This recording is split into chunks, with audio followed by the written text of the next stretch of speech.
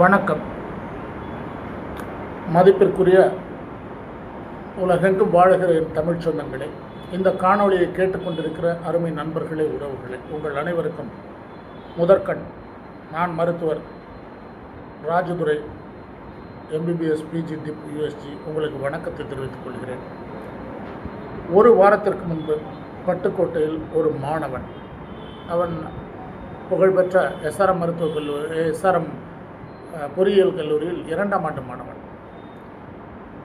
என்னுடைய மகனுடைய பயிற்சி வகுப்பில் நண்பன், ஒன்றாக படித்தவர்கள்.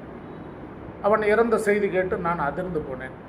ஒரு குவாரி கல் எடுக்கும்போது ஆழமாக மலைகளில் அதை போன்ற ஒரு ஆழமான குவாரிக்கு குளிக்க சென்ற பொழுது இறந்திருக்கிறான். கேட்டு நெஞ்சு வெடித்து விட்டது. இன்னும் 2 வருடத்தில் அவன் பொறியியல் வல்லுநராகி இந்த நாட்டையே கட்டி எழுப்பக்கூடிய ஒரு திறமை உள்ள ஒரு இளம் பொறியியல் வல்லுநரை நாம் இழந்திருக்கிறோம். இதற்கு முன்பு ஒரு 3 நாளைக்கு முன்பு ஒரு செய்தி, ஆந்திராவில் 3 பெண்கள் செல்ஃபி எடுக்கும்போது ஆற்றில் அடித்து கொண்டு செல்லப்பட்டார்கள். குளத்தில் குளிக்கும்போது மூழ்கி மாணவிகள் இறக்கிறார்கள், மாணவர்கள் இறந்து போகிறார்கள், சிறுவர்கள் இறந்து போகிறார்கள் என்ற செய்திகளை நாம் எங்கெங்கும் கேட்டும் படித்தும் கடந்து போகிறோம். தொலைக்காட்சிகளில் விவாத பொருளாக இதை விவாதிப்பதாக யாரும் இல்லை. நாம் எப்போது மாறப்போகிறோம்? எவ்வளவோ விஷயங்களை கற்றுக் கொடுக்கிறோம்.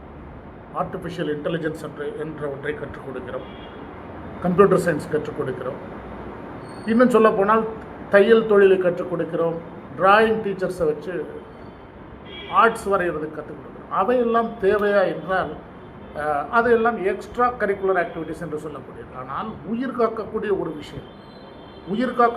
விஷயம் நேச்சர். இதை நன்றாக நீங்கள் புரிந்து கொள்ள வேண்டும். இது கட்டாயம் தமிழ்நாட்டு பாடத்திட்டத்திலும் இந்திய பாடத்திட்டத்திலும் உலக பாடத்திட்டத்திலும் கண்டிப்பாக சேர்க்கப்பட வேண்டிய ஒன்று. இந்த ஸ்விம்மிங் என்பது உயிர் காக்கக்கூடிய விஷயம். நான் கற்றுத்தர தயாராக இருக்கிறேன். என்னை கூட நீங்கள் பயன்படுத்திக் கொள்ளலாம். நான் என்னுடைய கல்லூரி எம்ஜிஆர் யூனிவர்சிட்டியில் நான் படிக்கும்போது நான் கடலில் நீச்சல் அடித்து பழகியவன். மல்லிப்பட்டினம் கடற்கரையில் நீச்சல் அடித்து பழகியவன்.